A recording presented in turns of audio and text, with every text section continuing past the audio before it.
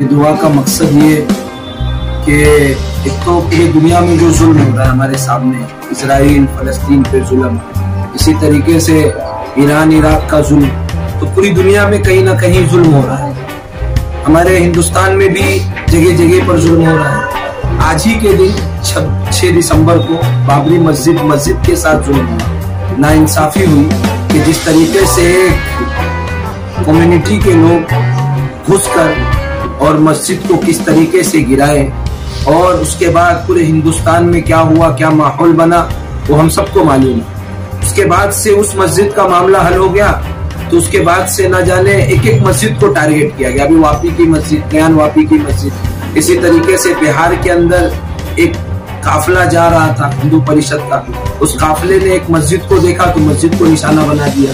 अभी हाल में कल या परसों का मामला है कि एक दाढ़ी टोपी कुर्ता पजामा पहने हुए नाला सुपारा के अंदर एक भाई थे, उनके ऊपर जुल्म। तो पूरी दुनिया में कहीं ना कहीं जुल्म हो रहा था। तो इसी तरीके से आज उलमाए कराम हमारी माँ बहनें मिलकर आज अपने रब से दुआ की कि अल्लाह की जिस तरीके से पूरी दुनिया के अंदर जुल्म हो रहा है, जुल्म का खात्मा कर दे और हक का बोलबाला कर दे।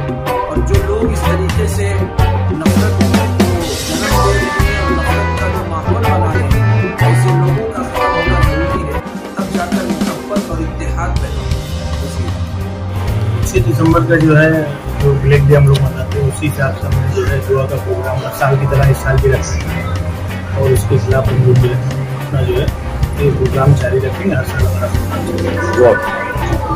हर साल की तरह इस साल भी हम लोगों ने दुआई प्रोग्राम रखा गया, जिसमें उलमाए किराम ने दुआ की। हमारी सारी ख्वातीन, हमारे भाई शामिल हुए और बाबरी मस्जिद की शहादत के लिए हर साल हम लोग प्रोग्राम रखते हैं, इसलिए इस साल भी प्रोग्राम रखते हैं। क्या दुआ की? बाबरी मस्जिद के तमाम मुसलमानों के लिए दुआ की गई कि मतलब अल्लाह सबकी हिफाजत करे और तमाम मुसलमानों के खिलाफ जो जुल्म हो रहा है उसके लिए अल्लाह हमारी मदद फरमाए और हम लोग इसके लिए मतलब